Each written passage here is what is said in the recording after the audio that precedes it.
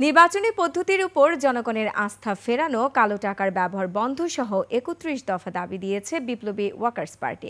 দলের সাধারণ সম্পাদকের নেতৃত্বে ৭ সদস্যের প্রতিনিধি দল নির্বাচন কমিশনের সাথে সাক্ষাৎ করে দাবিসমূহ উপস্থাপন করে।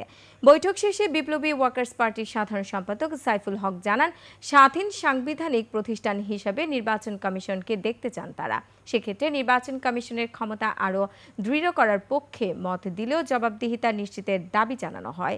পার্লামেন্ট যেন বিত্তবানদের ক্লাবে পরিণত না হয় সেদিকে নজর রাখার পরামর্শও দিয়েছে দলটি।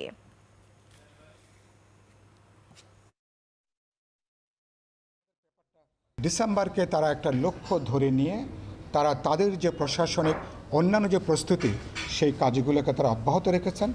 আমরা তাদেরকে যেটা বলেছি যে আপনার রাজনৈতিক দল এমনকি অন্তর্বর্তী সরকারের সঙ্গে আলাপ আলোচনা করে পরামর্শ করে নিশ্চয়ই অচিরেই নির্বাচন সম্পর্কে আপনারা সুনির্দিষ্ট একটা পথনকশা আপনারা ঘোষণা করবেন।